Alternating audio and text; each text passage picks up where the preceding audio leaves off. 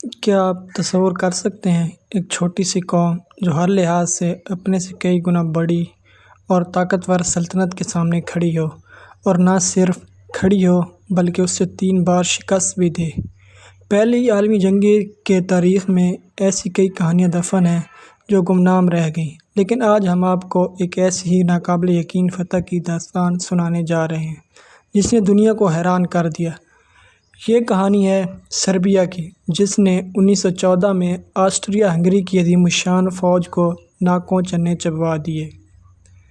28 جون 1914 کو سراجیو میں آسٹریا کے آرکٹیوک فرانز فرنینڈز کے قتل نے یورپ کو جنگ کی آگ میں دھکیل دیا۔ آسٹریا ہنگری نے اس قتل کا الزام سربیا پر لگایا اور 28 جولائی کو سربیا کے خلاف جنگ کا اعلان کر دیا۔ یہ پہلی عالمی جنگ کا آغاز تھا۔ آسٹریا ہنگری کی فوج، جو یورپ کی سب سے بڑی اور جدید ترین افواج میں سے ایک تھی، کا خیال تھا کہ وہ چند آسٹریا ہنگری نے اگست 1914 کے وسط میں سربیا پر پہلا بڑا حملہ کیا۔ ان کا مقصد سربیا کے مغربی علاقوں پر قبضہ کرنا تھا۔ 15 اگست کی رات سربیا کی پہلی کمبائنڈ ڈویژن نے سیر پہاڑ کے دامن میں آسٹریا ہنگری کے چوکیوں کا سامنا کیا۔ یہیں سے بیٹل آف سیر کا آغاز ہوا۔ یہ جنگ کئی دنوں تک جاری رہی، جس میں دونوں اطراف سے شدید لڑائی ہوئی۔ سربیا کی فوج نے جنرل سٹیپا سٹویانچ کی قیادت میں غیر معمولی بہادری کا مظاہرہ کیا۔ انہوں نے آسٹریا ہنگری کی فوج کو پہاڑی علاقوں میں الجھا دیا اور انہیں آگے بڑھنے سے روکا۔ آسٹریا ہنگری کی فوج کا شدید نقصانات کا سامنا کرنا پڑا۔ ان کے سپاہیوں کا حوصلہ پست ہونے لگا۔ 19 اگست کو آسٹریا ہنگری کی فوج کا مورال مکمل طور پر گر گیا اور ہزاروں سپاہی افراتفری میں دریائے ڈرینا کی طرف بھاگنے لگے۔ بہت سے سپاہی دریا عبور کرتے ہوئے ڈوب گئے۔ 24 اگست تک سربیا کی فوج نے شاباک شہر پر دوبارہ قبضہ کر لیا اور بیٹل آف سیر کا اختتام ہوا۔ یہ پہلی عالمی جنگ میں اتحادیوں کی مرکزی طاقتوں کے خلاف پہلی بڑی فتح تھی۔ اس جنگ میں سربیا نے 3000 سے 5000 فوجی کھوئے، جبکہ آسٹریا ہنگری کے 6000 سے 10000 فوجی ہلاک ہوئے، 30,000 زخمی ہوئے اور 4500 قیدی بنا لیے گئے۔ یہ ایک ایسی فتح تھی جس نے دنیا کو دکھا دیا کہ سربیا آسانی سے ہار ماننے والا نہیں ہے۔ سیر کی شکست کے بعد آسٹریا ہنگری نے نومبر 1914 میں سربیا پر تیسرا بڑا حملہ کیا۔ اس بار ان کا مقصد سربیا کے دارالحکومت بلغراد پر قبضہ کرنا تھا۔ آسٹریا ہنگری کی فوج نے کولبار دریا تک پیش قدمی کی اور سربیا کی فوج کو پسپائی پر مجبور کر دیا۔ سربیا کی فوجیوں نے ناقابل یقین بہادری اور عزم کا مظاہرہ کیا۔ انہوں نے آسٹریا ہنگری کی فوج کو پیچھے دھکیلنا شروع کر دیا۔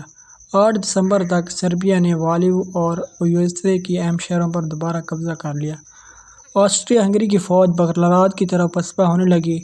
14 اور 15 دسمبر کے درمیان آسٹریا ہنگری کی فوج نے بلغراد کو خالی کر دیا اور 16 دسمبر کو سربیا نے اپنے دارالحکومت پر دوبارہ قبضہ کر لیا۔ بیٹل آف کولبارا ایک شاندار فتح تھی۔ سربیا کی فوج نے، جو تعداد میں کم اور وسائل میں پیچھے تھی، ایک بڑی اور جدید فوج کو شکست دی۔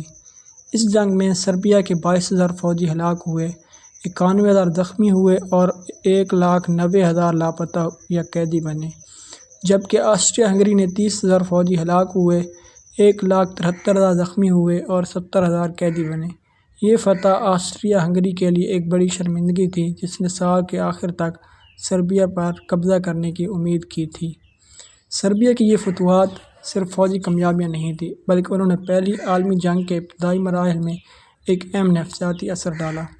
انہوں نے اتحادیوں کے حوصلے بلند کیے اور مرکزی طاقتوں کو یہ پیغام دیا کہ یہ جنگ اتنی آسان نہیں ہوگی جتنی وہ سمجھتے تھے۔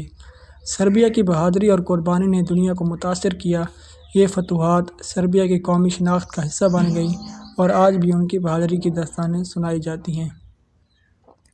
ان جنگوں نے یہ بھی ثابت کیا کہ فوجی طاقت صرف تعداد اور جدید ہتھیاروں پر منحصر نہیں ہوتی، بلکہ یہ حوصلے، حکمت عملی اور وطن سے محبت پر بھی منحصر ہوتی ہے۔ سربیا کے سپاہیوں نے اپنے وطن کے دفاع کے لیے جو قربانیاں دیں، وہ تاریخ میں سنہری حروف سے لکھی گئیں۔ سربیا کی یہ ناقابل یقین فتح ہمیں یہ سبق دیتی ہے کہ عزم، بہادری اور اتحاد سے کوئی بھی چیلنج ناممکن نہیں ہوتا۔ یہ کہانی ہمیں یاد دلاتی ہے کہ تاریخ صرف بڑی طاقتوں کی نہیں ہوتی، بلکہ چھوٹی قوموں کی قربانیاں اور فتوحات بھی اتنی ہی اہم ہوتی ہیں۔ پہلی عالمی جنگ کی اس گمنام مگر شاندار فتح کی کہانی آج بھی ہمیں متاثر کرتی ہے۔ یہ کہانی ان تمام گمنام ہیروز کو خراج تحسین پیش کرتی ہے جنہوں نے اپنے وطن کے دفاع کے لیے اپنی جان